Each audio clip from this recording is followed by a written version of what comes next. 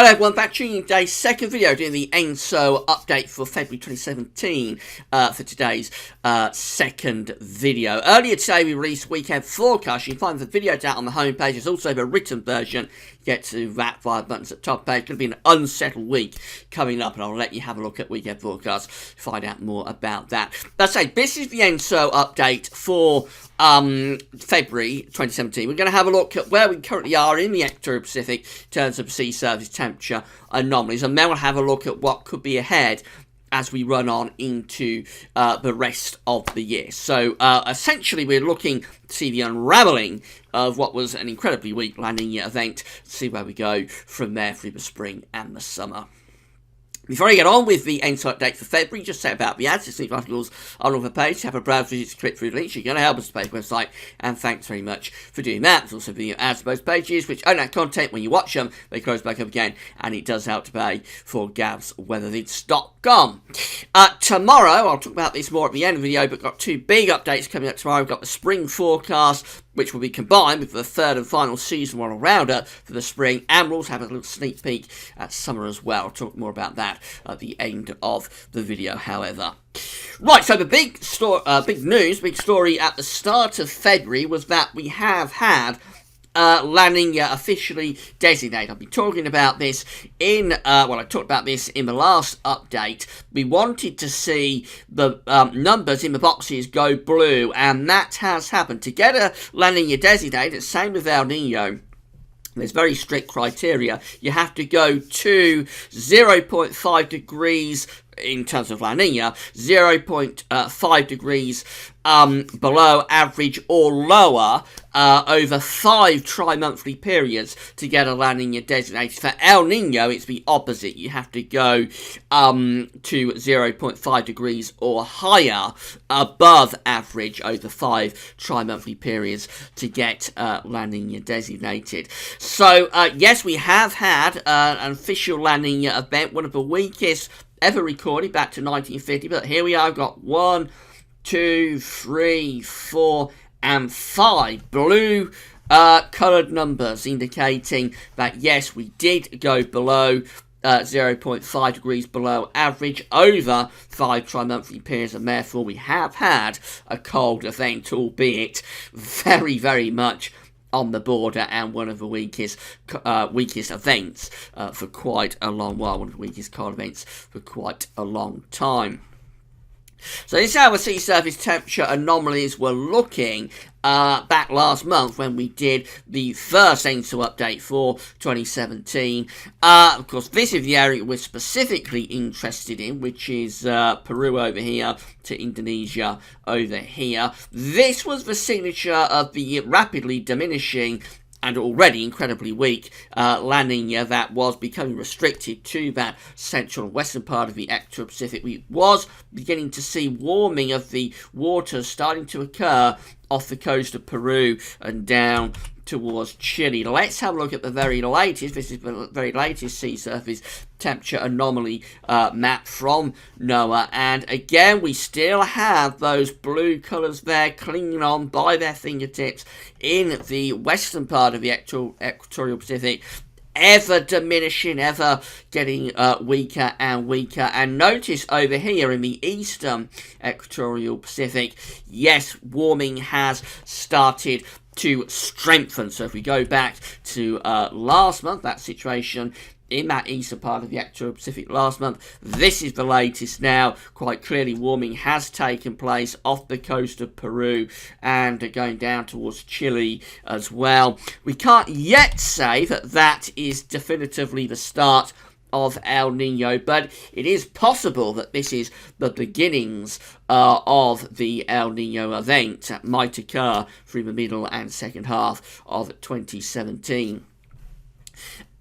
Excuse me. Now, will this be a so-called Super Nino? Will it ramp up into a very extreme El Nino event? If we do get an El Nino, will it go into Super Nino territory as the last one did in 2015-2016? Well, this was the sea surface temperature anomaly map from NOAA at this point in 2015. So before El Nino had started to gather, and before the Super Nino had started to get going. This is how things were looking in the Pacific Ocean. You'll notice there's no sign whatsoever in February 2015 of the Super Nino that was to occur. So essentially, through the Equatorial Pacific, we are just at ENSO neutral. No sign at all there of El Nino emerging. Couple of important factors, though. The northern and northeastern part of the Pacific Ocean, which is normally quite a cold place, was really quite warm at this point in 2015. So we had got a warm PDO here in the northern and northeastern part of the Equatorial Pacific Ocean. But conversely, I got some quite cold water down here off the coast of Chile and going up into sort of the central part of the southern Pacific Ocean. So we've got some cold water there, but I think that's less important really what's happening to the north of the equator, and it's really very warm with the PDO at this point in 2015. Now in 2017 we see it's much cooler up there. The sea surface temperature are a lot cooler through the northern and particularly the northeastern part of the Pacific Ocean. Also coming down towards the coast of America and going down towards Mexico,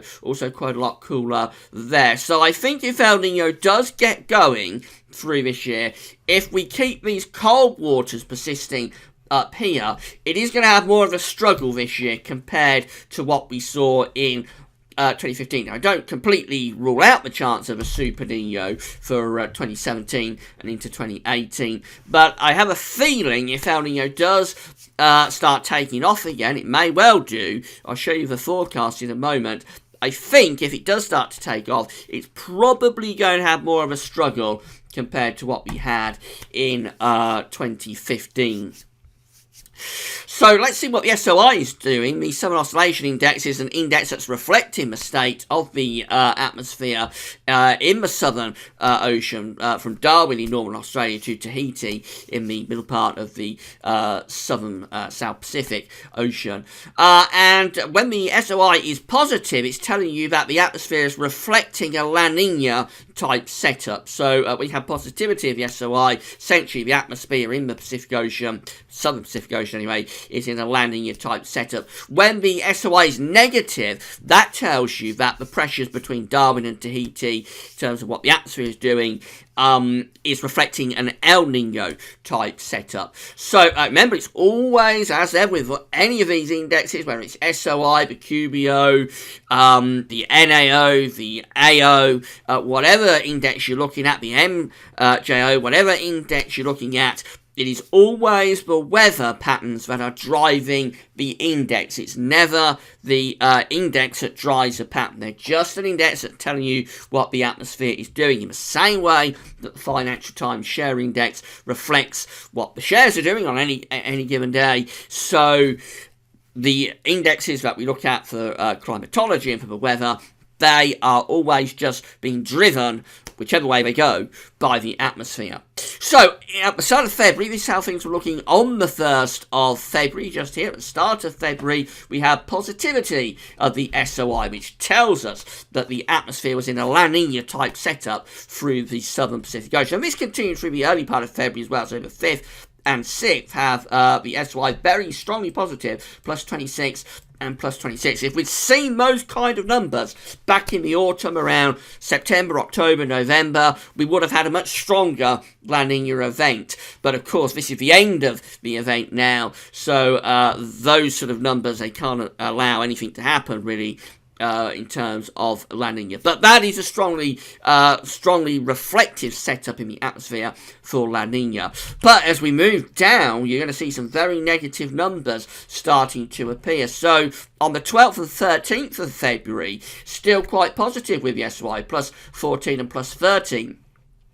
But on the 14th, have a little bit of a crash, go down to -1, and then a real crash on the 15th of February, going down to -23. The 16th goes down to -40. The 17th goes down to -51, and the 18th goes down to -40. Those are incredibly negative numbers in terms of the Southern Oscillation Index. That is the reason that the ocean has warmed. We've got that warm water appearing in the eastern part of the Pacific Ocean. It's because the atmosphere suddenly went very strongly into an El Nino type setup, and that started to allow the warmer water to begin to reform in that eastern part of the equatorial Pacific Ocean. Now, the latest is that we're still negative with the SOI, so we're still in an El Nino type setup, albeit not as negative as we was earlier on. But 20th of February is at -9,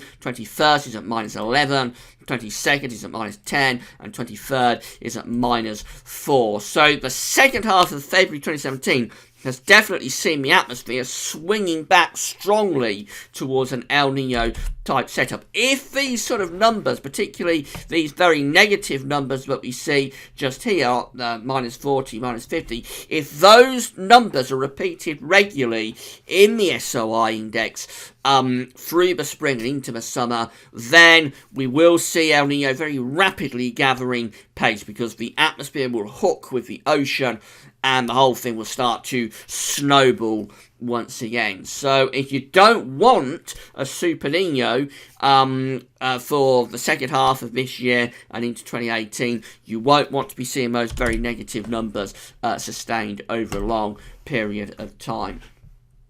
Let's just have a quick look at what the models are doing there. This is the CFS V2 ENSO forecast for the next few months, and it is forecasting an El Nino event. So the temperature anomaly is on the side, the dates or months are along the bottom.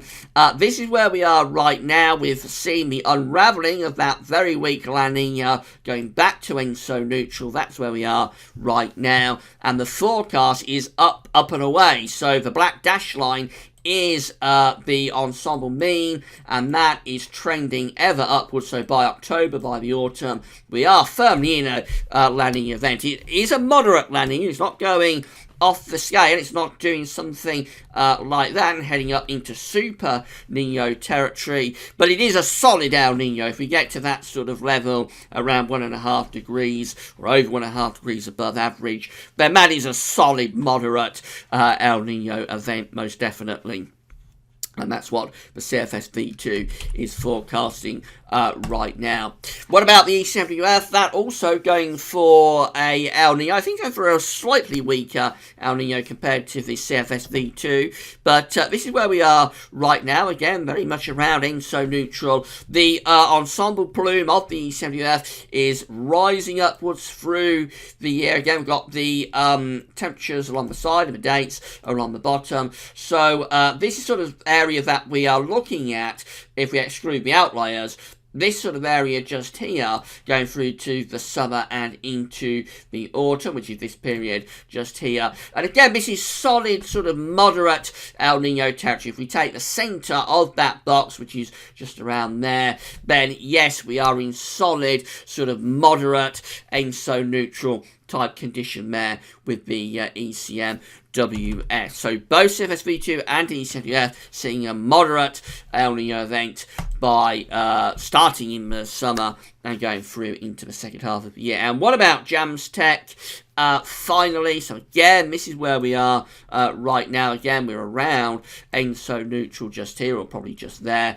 And what we see again is that the red line, which is the trend line, that's moving ever upwards. So by the summer, we are into an El Nino. It does look as though, by the way, the warming that we're seeing right now in that east part of the equatorial Pacific Ocean is the start of El Nino, because you notice very much in a linear process. It's not stopping and starting, very much in a linear process. The trend line is, from where we are now, just moving upwards into El Nino. So quite unusual would be to have El Nino starting this early in the year. Normally it's something that begins after the Northern Hemisphere spring, so around April, May, June, you would start to see the first signs of it.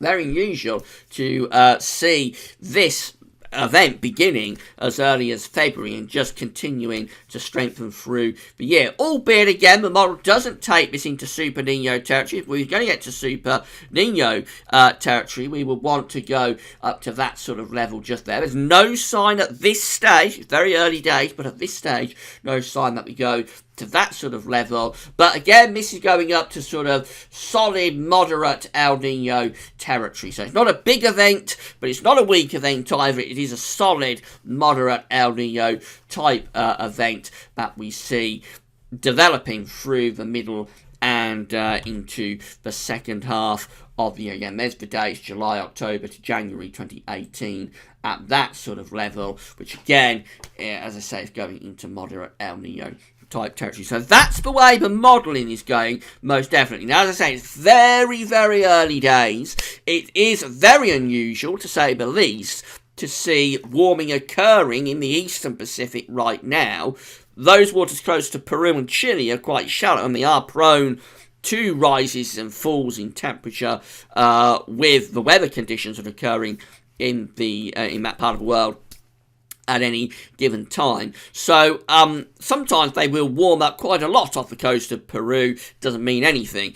But the models are certainly indicating that right now the warming that we have there in the eastern equatorial Pacific is the beginnings of El Nino, and by the summer we're back into El Nino, and that just continues into the second half of the year. Now, whether that is right, it could be that these models are responding too much to that warming appearing in the eastern equatorial Pacific Ocean. I'm not sure. And at the moment, there is no sign that we're going into Super Nino territory. So hopefully not the impacts that we had from El Nino. We had the last one in 2015, 2016, which was a Super Nino. But of course, it's really early days, and it's possible that as we go through the year, we will see this just getting stronger and stronger. I think because it's colder in the northern Pacific, it will struggle more than it did in 2015. But at the moment, it is very much expectation that El Nino is going to come back for 2017.